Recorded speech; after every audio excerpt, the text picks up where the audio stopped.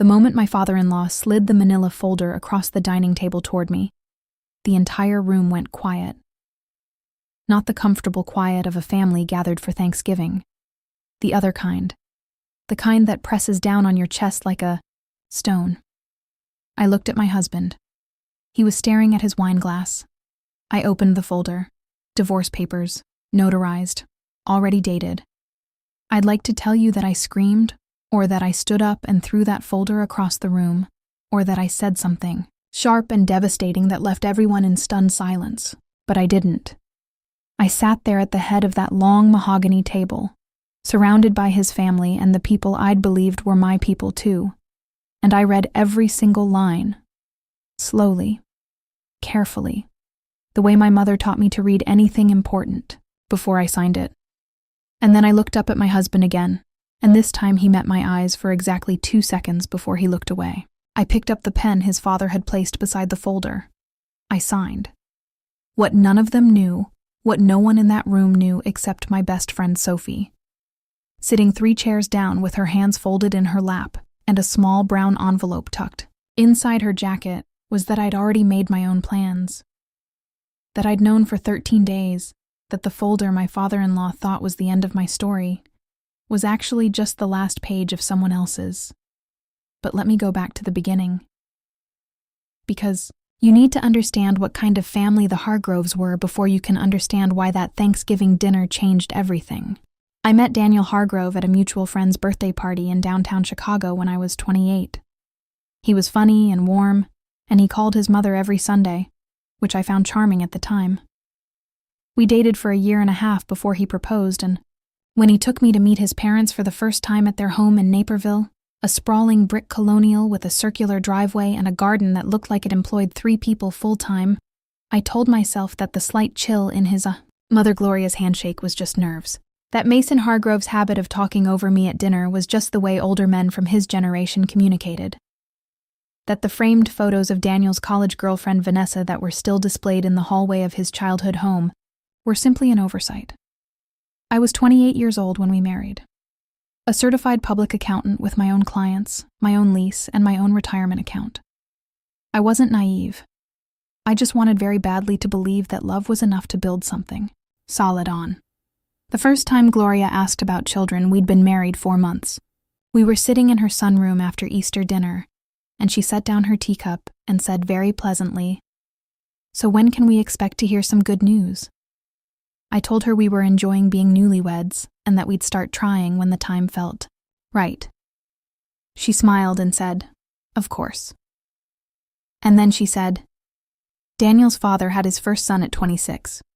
The Hargrove men tend to want families young." I let it pass. By our first anniversary, the questions had become a drumbeat. Holidays, Sunday dinners, random Wednesday phone calls that Daniel handed me halfway through with a look that said, "Please, just handle this." Gloria would mention a neighbor's new grandchild. Mason would make comments about legacy and continuing what we've built. Daniel would sit beside me saying nothing, and afterward in the car he'd squeeze my hand and say, "You know how they are. They don't mean anything by it." But they did mean something by it. That was the thing Daniel never quite understood or never quite wanted to. 14 months into our marriage, my gynecologist told me I had polycystic ovary syndrome. Not severe. Manageable, but it meant that conceiving might take longer than average, and it would require some monitoring and possibly medication. I cried in the car for 20 minutes, called my mother, and then went home and told Daniel everything. He held me that night. He said all the right things. He said it didn't matter, that we'd figure it out together, that he loved me and not a timeline. I believed him. I should have paid more attention to the phone call he made to his father the following week. I didn't hear all of it. I was in the kitchen when his voice dropped low in the living room, and by the time I walked in, he was talking about something else entirely, but I heard one sentence before he changed the subject. "I don't know yet, Dad. I just don't know." I filed that away somewhere I didn't want to look at. The second year of our marriage was a slow erosion. Mason started calling Daniel directly, without going through me, to schedule family dinners I wasn't specifically invited to. Gloria began sending articles about fertility-supporting lifestyle choices to my email address without comment, just a forward with no subject line. At one dinner, Mason said in front of 6 relatives that he hoped Daniel would make a decision before it was too late, and when I asked him what he meant, he looked at me with something like pity and said, "I mean about your future, Rachel. As a family," Daniel said. "Dad, come on," which was the most he ever said. I had 2 good friends during this period. My mother, Linda, who drove up from Indianapolis every other month and took me to lunch and listened without offering opinions, unless I asked for them.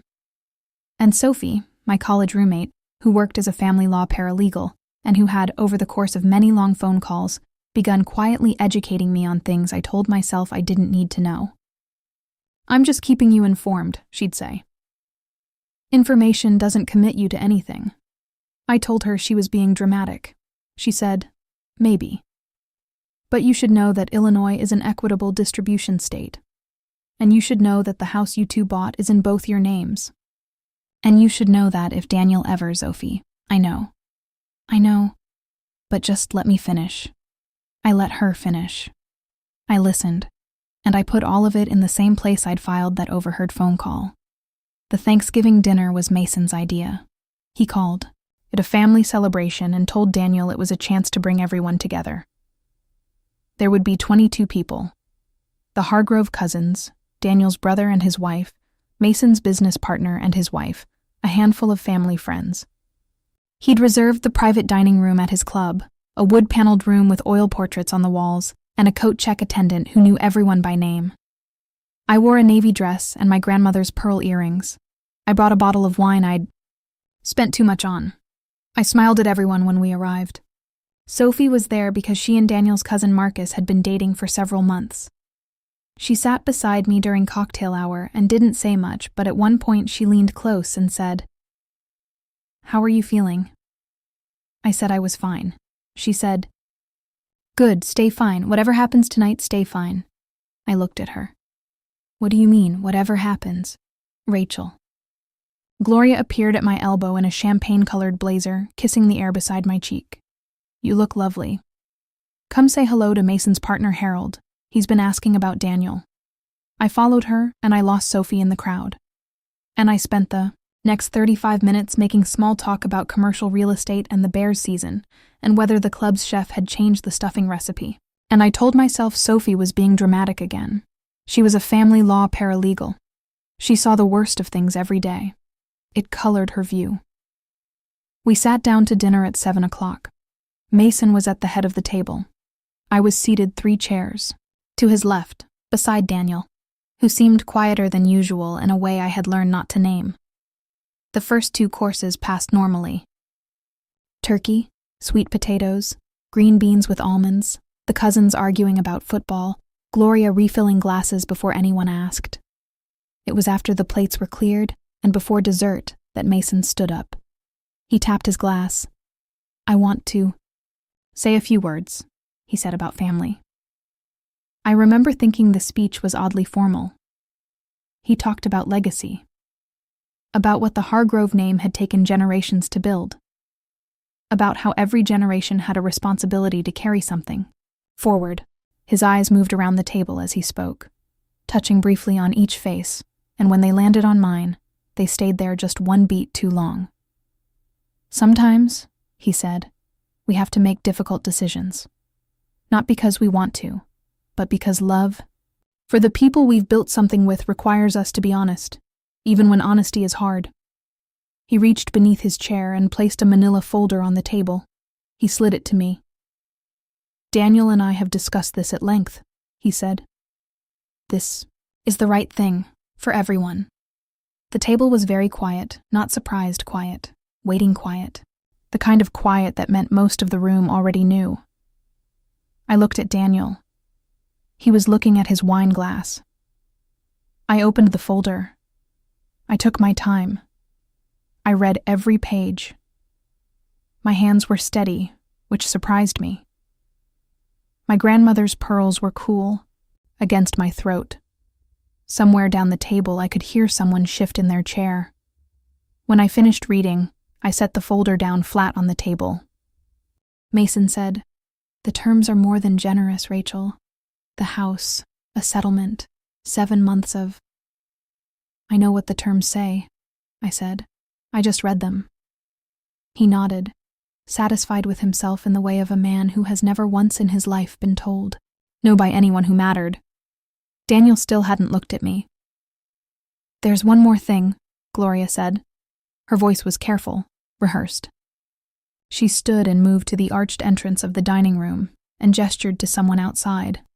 A woman walked in. She was maybe 25, 26. Dark hair, green dress, expensive shoes. She smiled at the room with the confidence of someone who had been coached on exactly how to smile in exactly this room. She walked to Daniel's side of the table, and when she leaned down to say something in his ear, the pearl earrings she was wearing caught the light. I recognized them. They were Gloria's, the ones she'd shown me in her jewelry box 19 months ago.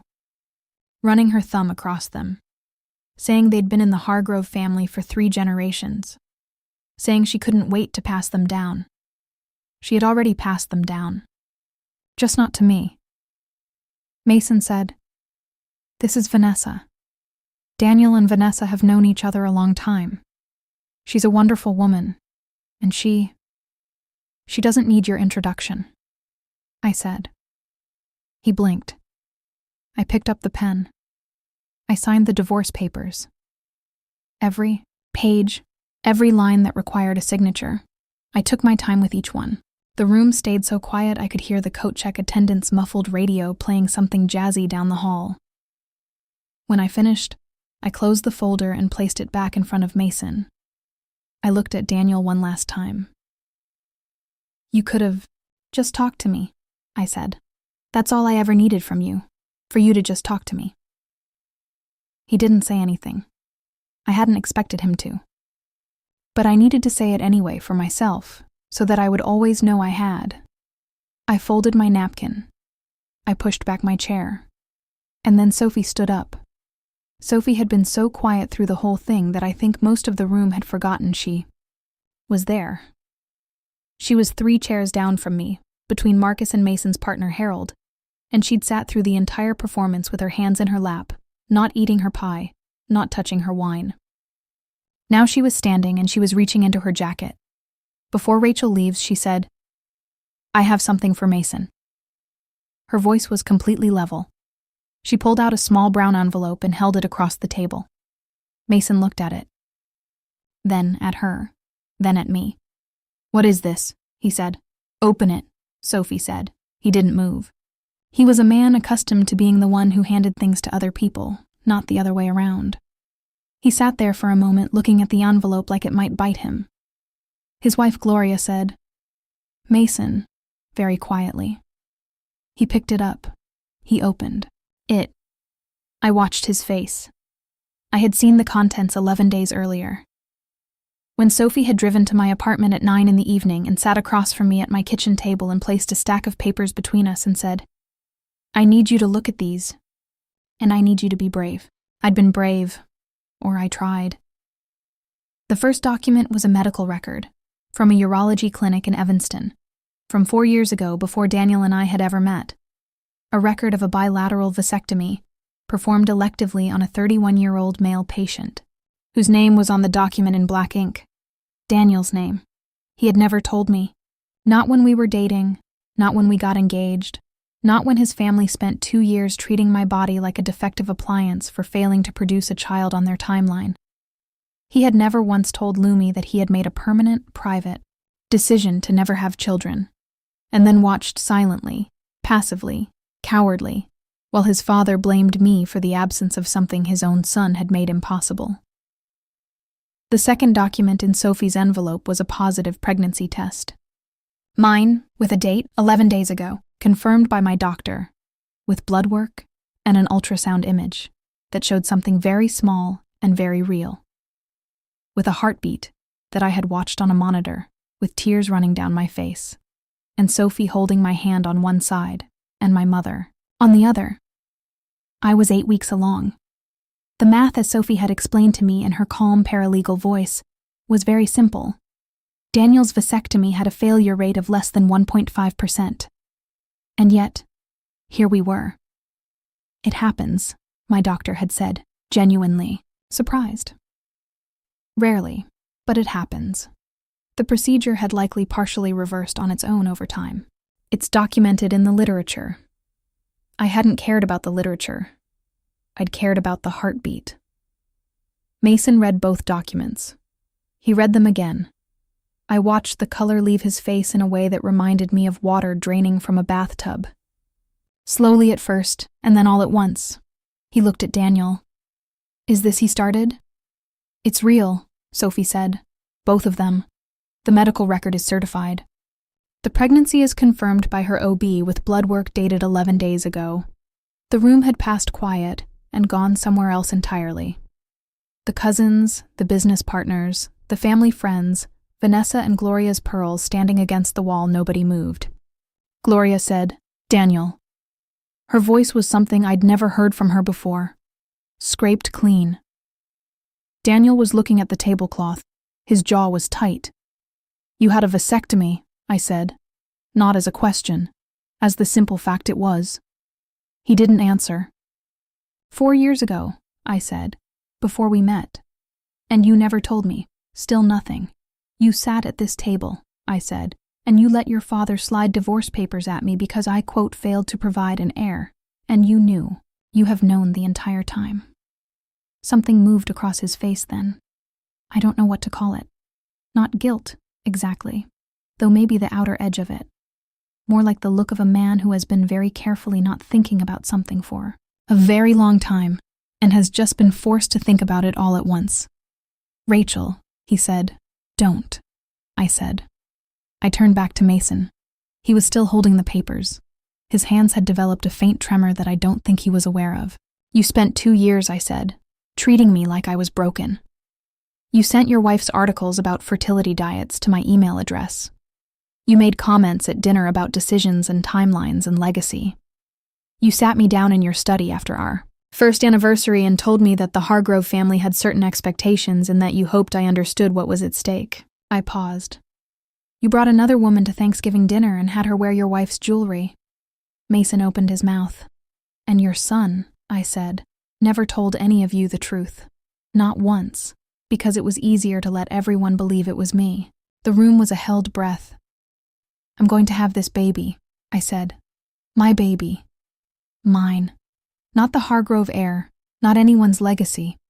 My child who will be raised with his grandmother Linda in Indianapolis on weekends and his Aunt Sophie at every birthday, and who will know exactly what kind of people his father's family are, which is why they will not be part of his life, Vanessa said, very quietly. I didn't know about any of this. I looked at her. She was holding herself very still, and the look on her face was not what I'd expected. She looked, more than anything, like someone who had just understood that she'd walked into a room under false pretenses and wasn't entirely sure how to leave. I know, I said. I can see that. I picked up my purse. I found Sophie's eyes across the table and she nodded once, barely perceptibly. The nod of someone who has been your friend for 12 years and has driven to your apartment at 9 in the evening with a stack of papers and held your hand through an ultrasound and sat through a Thanksgiving dinner like a quiet lit fuse, waiting for the right moment. I loved her so much in that moment I almost said it out loud. The signed papers are in front of you, I said to Mason. I imagine your lawyers can take it from here. I'll have my lawyer contact yours on Monday. I walked out of that dining room, through the wood-paneled hallway, past the coat check attendant and his jazzy radio, and out through the heavy front doors into the cold November air. I sat on the stone steps and I breathed. The door opened behind me 2 minutes later. Sophie sat down beside me and handed me my coat, which she'd collected from the coat check. She put her arm around my shoulders. You okay? She said. I don't know yet, I said. That's honest. What's happening in there? A lot, she said. Gloria is crying. Mason is yelling at Daniel very quietly, which is somehow worse than regular yelling. Vanessa left out the side door. Harold is eating his pie because Harold is a practical man. I laughed. It surprised me, the laugh. It came up from somewhere underneath the grief and the exhaustion, and the strange, buoyant feeling of having said, out loud, the things that needed to be said. "He's going to fight the divorce terms," I said. "Let him," Sophie said. "The house is in your name equally. You have 2 years of documented fertility pressure that I will personally turn into a civil harassment claim if he looks at you sideways. And you are carrying the only Hargrove grandchild in existence, which his own lawyers are going to eventually explain to him carries certain implications regarding how cooperative he should be. You've been thinking about this for a while, since the second time Gloria forwarded you a fertility article," she said. "I've been ready for 8 months." I leaned my head on her shoulder. Above us, the sky was clear and very cold, and the parking lot lights made small gold circles on the asphalt. "I'm scared," I said. "I know. About the baby. About doing it by myself. About all of it." "You're not by yourself," Sophie said. "You have me. You have your mom. You have your grandmother's earrings, which, for the record, look much better on you than those ones Gloria gave away tonight." I touched my pearls. "They really do," she said. The divorce was finalized 5 months later. The house was mine. The settlement was fair, ultimately, because Mason Hargrove turned out to be, above all other things, a man who cared deeply about how things looked, and a contested divorce with documented spousal pressure and a vasectomy he hadn't known about looked very bad. Daniel's lawyers called Sophie's firm after 3 weeks and said their client was prepared to be cooperative. I moved my mother up from Indianapolis. She took the second bedroom and paid a token rent that I told her wasn't necessary, and she paid anyway because she is Linda Chambers, and that is how she is.